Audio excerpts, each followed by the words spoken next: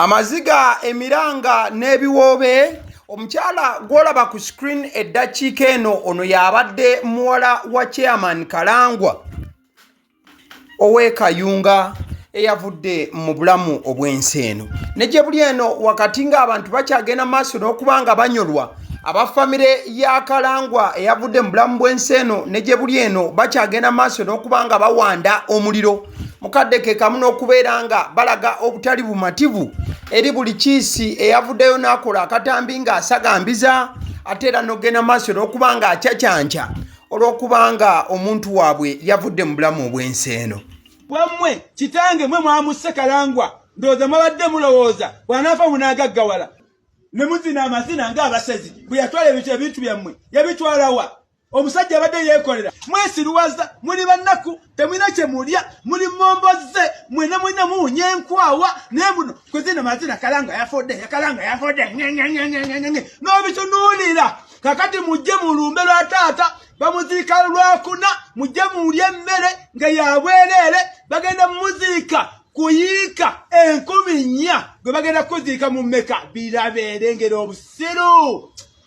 Omuntu w'engeri yonna gy'asobola okubanga alaga obutali bumativu naddala ng'alina ekintu ekimubagudde n'okubeera ng'afuna obusungu obw'ekika ekyawaggulu oba buyita obw'ettumbiizi oyinza obutagenda maaso nakubanga ogisalawo olw'ensonga abamu obusungu bujja mu ngeri yonna gye buba buze. Wabula omukulu ono still era naye alina oluganda ku mugenzi Kalangwa yavuddeyo n'agamba nti abantu abali mu kusekerera Kalangwa wamu ne famire ye mu kaseera ak'okunyolwa ke balimu si bantu balina magezi kiryawo era agamba nti abantu abo ye bw'abeetegereza be bano bannakunkunye abaavulunkupe ate nga boogerera omuntu abadde alinamu ne sekulinamu yenna.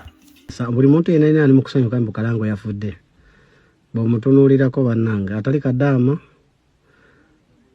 muvuzi wa booda atali wa booda mutemi wa Amanda atali mutemi wa Amanda Poota atali Poota muzimbi mwenna mbwa mulimbwa Gasiya Bulolo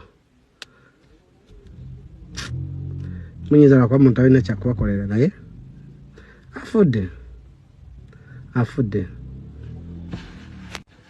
ayima habanuupu mukaterwe ngatamu shembwa zabairu aya mabyi mwasetse mwanezerewe ngo Kalangwa yapfuye kandi muri imbwa mwese nta n'ufite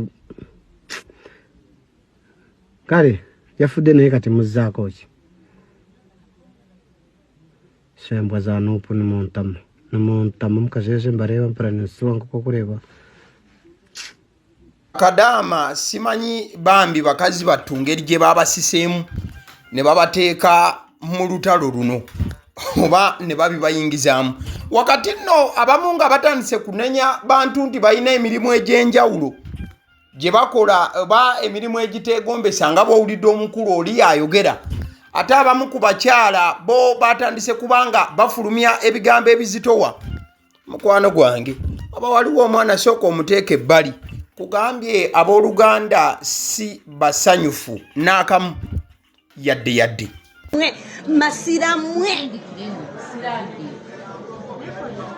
n'obitunuulira nga biringa ng'emirambo emisibe ku ggaali nno gugwe gugendagendera mu bitiibwa naye egyammwe gigendera mu ki nga tonavuma muntu soka obuuze olulambo ogwogwo gugenda kutambulirwa mu ki ogagga obwamwe buva mu nnyanja nakusaddaaka abantu abamu Kalangwa ye yabaleeta. Oluganda lw'omugenzi abamu bavuddeyo ne bagamba nti kati mwe abali mu kusekerera Kalangwa yavudde mu bulamu bw'ensi eno mumulowooza temulifa era ne bongera okubanga bakinoganya nti oli ekinnya mwe bagenda okumuteeka temulowooza nti aggadde byammwe n'ebyammwe olunaku lulikya bukya ng'ennaku endala nabyo ebinnya ne byasama ne mugenda mu maaso olw'okubanga muteekebwamu.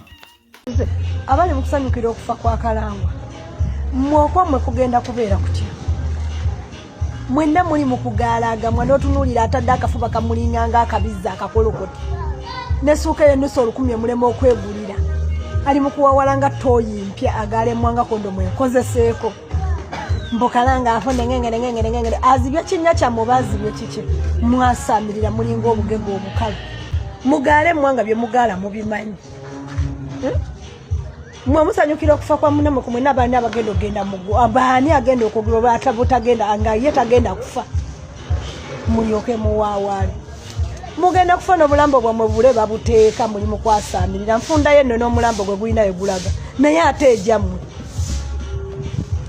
waliwo gwe yayise mu musondere ku kufa kwe mugaalagamwa n'otunuulira bakawanda batadde agamwa n'otunuulira oli ow'obulevuvu mulinga ow'ensusuti oli akafuba akatadde mu bbanga abalaga obutali bumativu nga tubatadde ebbali kati katuddeyo mu nsonga eziri very serious olunaku olw'eggulo ojja kujjukira olunaku olwaleero ziri ennaku z'omwezi 21 Maayi era nga wentuukidde okuziika kuli underway oba kuli mu kugenda mu maaso olunaku lw'eggulo omubiri gwa Kalangwa gwatuuse wali e Kayunga mu town era nga ku chaachi we bagenze maaso n'okubanga bakuŋŋaanira ye chaachi emanyiddwa nga Our Lady of Fatima chaachi y'abakatolika mu Kayunga town mu district y'e Kayunga era bagenze maaso n'okubanga misa wano we yakumiddwa Senior Presidential Advisor for Special Duties omugenzi kati Moses Karangwa omubiri gwe ne gugenda maaso n'okubanga gusabirwa bingi ebyabaddeyo olunaku olw'eggulo bateera still amaziga gabadde gakyakulukuta okuviira ddala ku b'eŋŋanda wenjogerera ensanduuko gy'olaba omukulu Kalangwa Kalisa Moses Kayunga aleeteddwa ku chaachi okubanga bamusabira kyenyinza okugamba naye nga amaziga mangi leeteddwa ku chaachi oluva wano bagenda yingira eri ozo olaba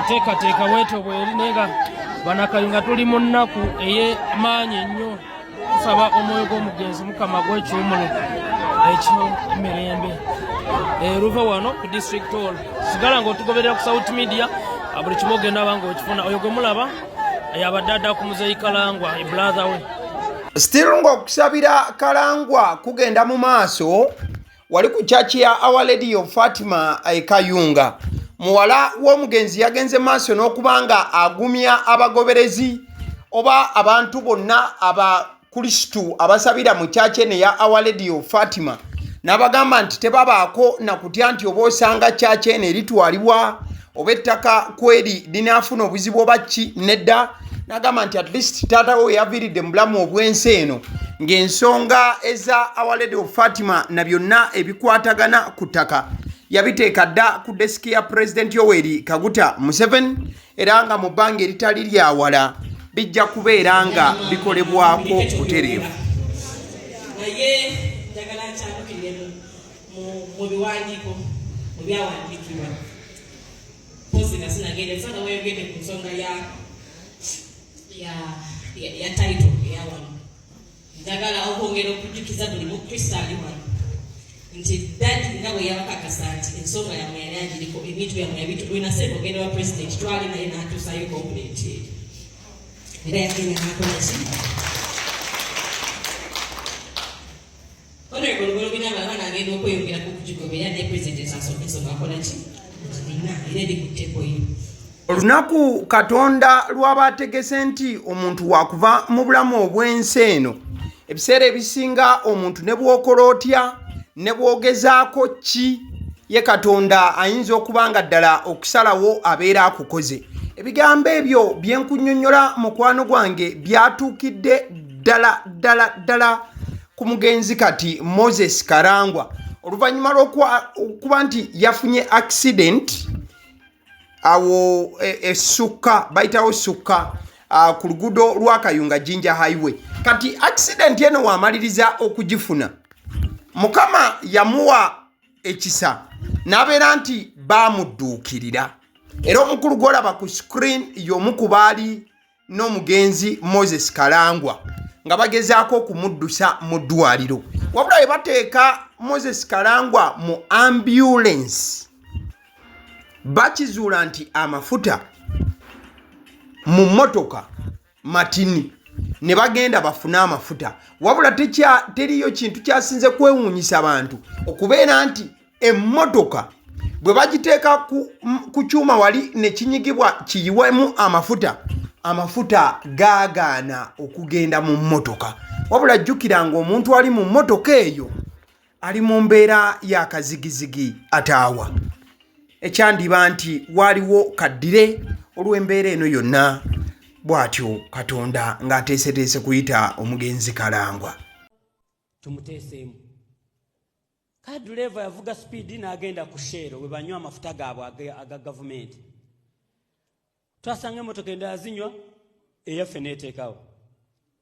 Omwana w'amafuta bw'ateekamu olupiira luleeta amafuta mashini n'evaako.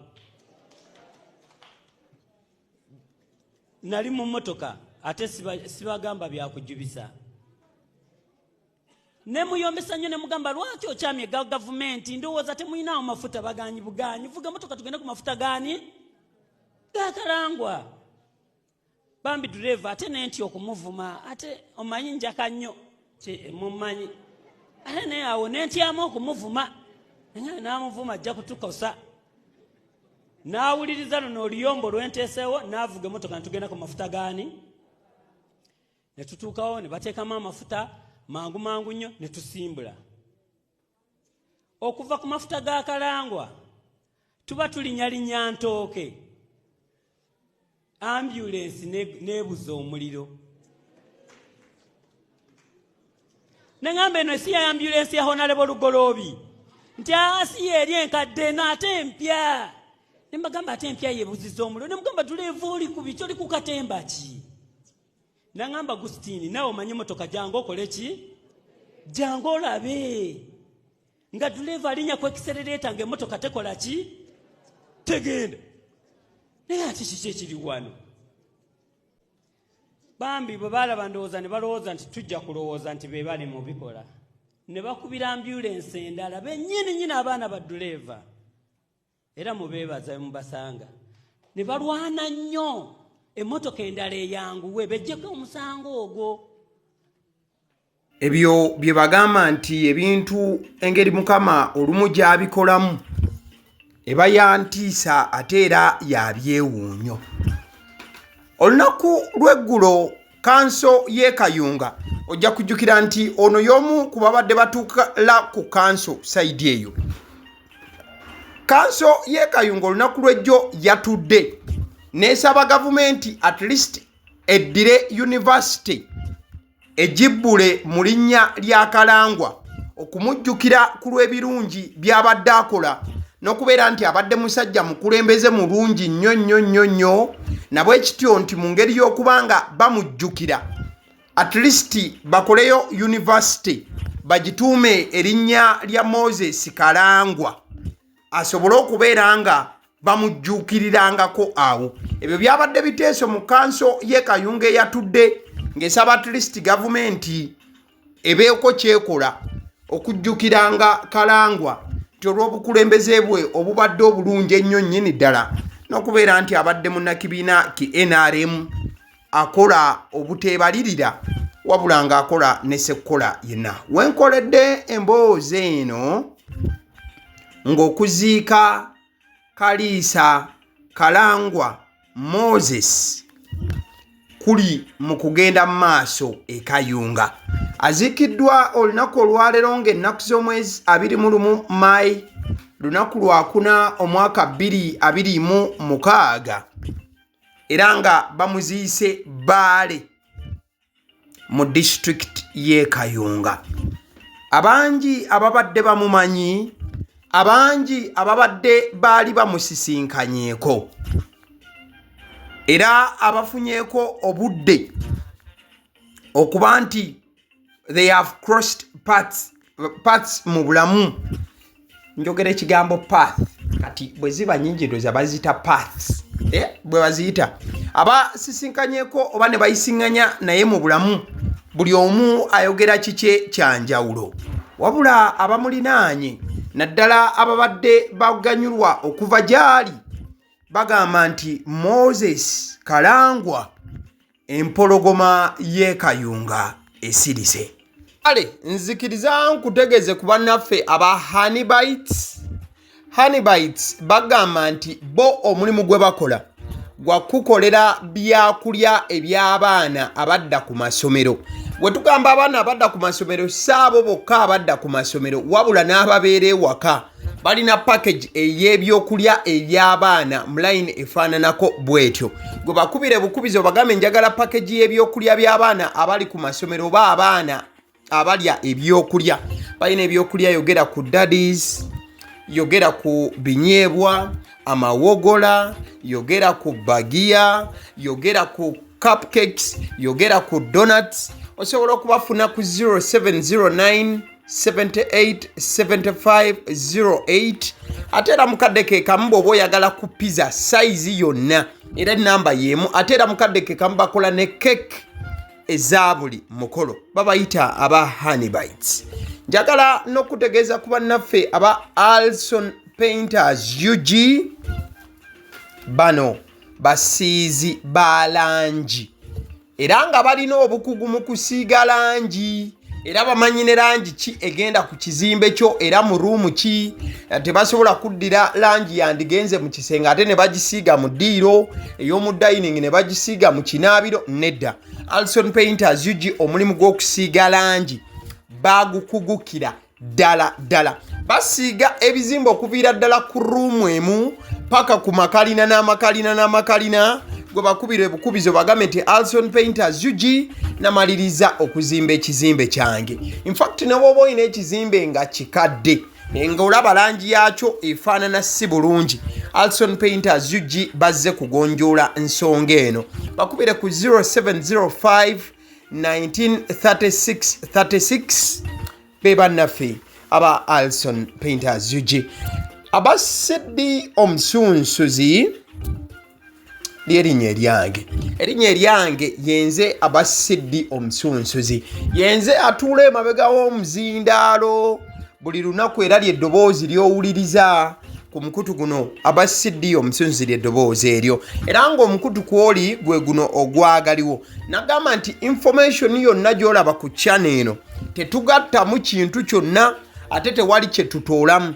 Information nga bw'eba eyingiddewo ffe bwe tugikwata ne tugikuwa. Kati gwe omulabi n'osalawo ki eky'okukozesa information eyo. Kati ky'ogenda okukola mukwano gwange bw'oba omaliriza okulaba vidiyo eno, likinga, commentinga ki ky'olowooza, mukadde ke kamu subscribinga bw'oba nga omukutu guno oli mupya. Ate era mukadde ke kamu sharingira mikwano gyo girabe vidiyo eno ate ne videos endala ku mukutu guno. Agaliwo YouTube channel mwebale kutulaba.